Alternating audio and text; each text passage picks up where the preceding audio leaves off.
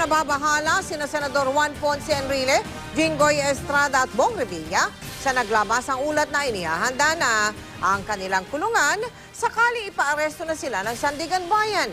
Tiwala rin si Enrile na hantong daw sa wala ang kaso niyang plunder kaugnay sa pork barrel scam. Nakatutok si Jam Sisante.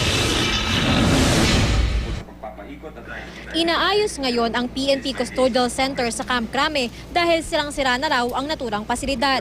Pero ayon sa mga naglabasang ulat kamakailan, kinukonsidera na rin daw itong kulungan para kana Senador Juan Ponce Enrile, Jinggoy Estrada at Bong Revilla sakaling kasuhan sila ng plunder at ipaaresto ng Sandigan Bayan.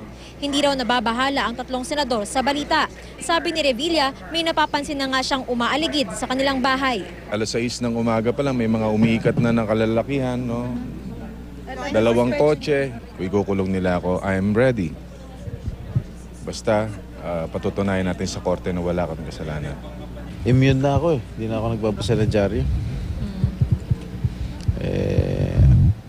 Pandagdag lang ng stress yan. Ako, wala na akong kalaban-laban. Kapag pinagkakaisan ka, kapag pinagtulong-tulungan ka. You get stressed out only if you are guilty. O, di ba? Why should I get stressed out? I know myself. I know what we did. Natutulog ako 9 hours eh. I exercise in the morning. Could they say anything more derogatory about me? All my life, I've been the subject of malignment. I'm still around and alive. Dagdag pa ni Enrile, tiwala siyang may pag-asa siyang maipanalo ang kaso laban sa kanya sakaling isampa ito. Hindi tulad sa sitwasyon ni Revilla at Estrada, wala raw testigong direktang nagsasabi na mismong si Enrile ang tumanggap ng kickback mula kay Janet Napoles. Sa naturang listahan, hindi lang silang tatlo ang kasama. Nakalista rin ang hindi bababa sa siyam na dati at kasalukuyang senador. Isinapubliko ng Senate Blue Ribbon Committee Chairman TG Ginggona ang listahan na sinumite nila Rehab Zarping Lacson at DOJ Secretary Laila De Lima.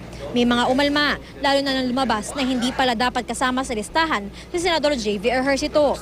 Pero dinepensahan ni Senador Serge Osmeña ang ginawa ni Ginggona. If he wants us to apologize, we'll apologize. I will apologize. Pero alam mo, naiipit rin ang Blue Ribbon sapagkat kung tinago ni Senator TJ yung listahan, sasabihin ka agad ng mga tao, sinasanitize ang listahan.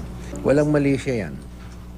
As a matter of fact, we did it in the interest of transparency. Jam Sisante, Nakatutok, 24 Oras.